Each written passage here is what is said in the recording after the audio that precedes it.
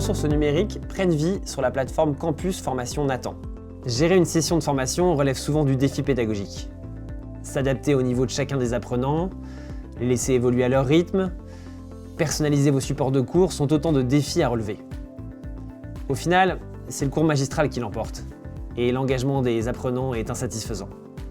Les plans de travail sont une bonne solution pour constituer des séquences pédagogiques adaptées à des groupes de niveau, personnaliser les cours avec vos propres ressources pédagogiques ou d'autres ressources du web, et enfin, laisser les apprenants évoluer à leur rythme en définissant une date de rendu adaptée. Les plans de travail permettent aussi de gérer un travail à distance des apprenants. Je vais vous montrer ça dans cette vidéo. Dans un premier temps, nous allons voir comment constituer un plan de travail, et pour cela, il faut cliquer en haut sur Plan de travail. Je clique ensuite en haut à droite pour créer un nouveau plan de travail sur Nouveau. Et vous voici dans un nouveau plan de travail à paramétrer. La première chose que l'on va faire, c'est ajouter des ressources. Pour cela, je clique sur Ressources et je choisis parmi toutes les ressources disponibles sur mon compte formateur, la ressource que je veux utiliser dans ce plan de travail. J'ai par exemple utilisé la ressource informatique pour ce plan de travail. Je choisis ensuite un des chapitres de cette ressource.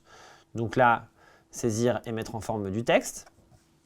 Et ensuite, dans ce chapitre, je sélectionne les activités qui m'intéressent comme étant pertinentes pour ce plan de travail, qui sera peut-être un plan de travail adapté à un niveau, par exemple. Donc par exemple, je vais peut-être choisir que les premières compétences et pas les 3 dernières, parce que je considère qu'elles sont trop compliquées pour ce niveau. Et je clique ensuite sur Ajouter. Et s'affiche alors dans mon plan de travail cette première activité, donc sur la ressource informatique. Et quand je clique dessus, j'ai accès aux 2 compétences 1 et compétence 2 que j'ai choisies tout à l'heure. Vous pouvez ensuite ajouter un fichier directement depuis votre ordinateur. Donc pour cela, je clique sur Fichier, je parcours sur mon ordinateur et je vais utiliser par exemple ce PDF qui s'appelle « Utilisation de la souris ». Je peux ajouter une description, de l'aide pour votre souris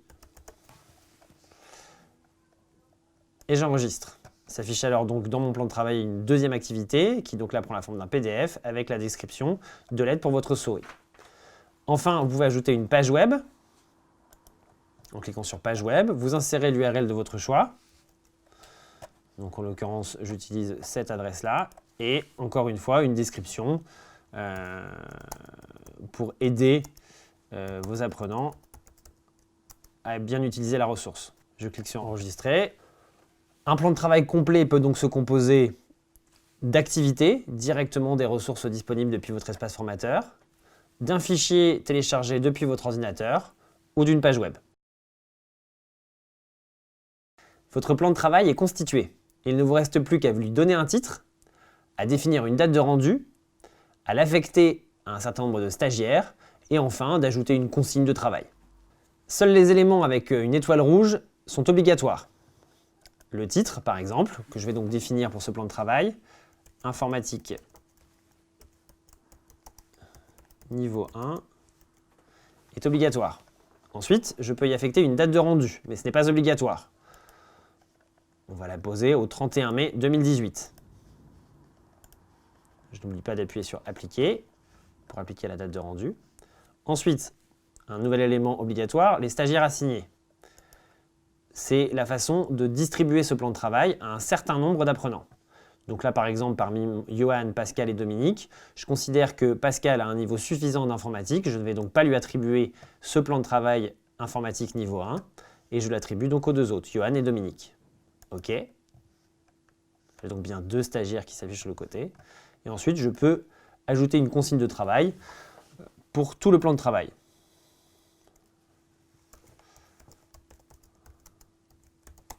Entraînez-vous à votre rythme. Avec un peu d'organisation, vous pourrez personnaliser et gérer une grande base de plans de travail.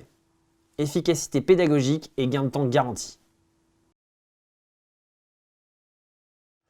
Votre plan de travail est terminé, il s'agit désormais de l'envoyer à vos apprenants que vous avez sélectionnés tout à l'heure, en cliquant sur Envoyer. Lorsque votre plan de travail est envoyé, vous le retrouvez dans Plan de travail distribué. Dans l'autre onglet, en préparation, vous retrouvez tous les plans de travail que vous avez préparés, mais que vous n'avez pas encore envoyés à des stagiaires. Je me suis connecté sur un compte stagiaire, celui de Johan, à qui on a attribué tout à l'heure le plan de travail informatique niveau 1.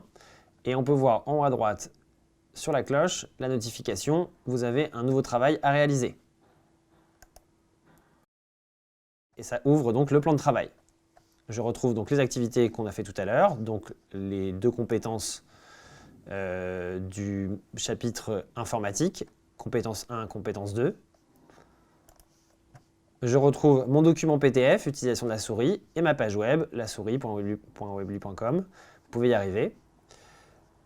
Je dois donc les parcourir un à un pour ce qui est des activités. Hop, je suis sur l'activité 1. J'ai la première question sur la droite. Je choisis le document qui est mal structuré et je continue. Sur mon tableau de bord, je peux voir que j'ai fait une activité sur les 7 demandées par mon plan de travail. Je peux consulter le PDF et je peux consulter la page web. Je peux ajouter aussi un commentaire en tant que stagiaire. Et enfin, je peux rendre le travail.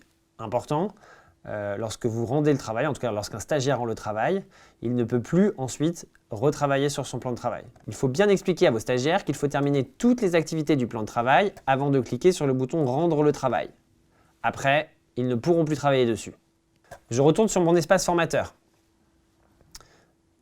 Johan a terminé son travail. Je clique sur « Plan de travail ». Et je vois en effet que sur le plan de travail informatique niveau 1, j'avais donc 2 stagiaires assignés, dont Johan, et un plan de travail rendu, c'est celui de Johan. Je peux le voir ici et le confirmer ici. Un travail rendu, Johan.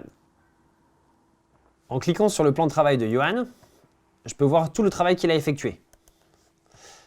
Et me rendre compte par exemple qu'il a eu des difficultés à répondre à l'activité 1 de la compétence 1 que je lui avais adressée. Donc dans ce cas, je peux lui adresser un commentaire en essayant de l'encourager.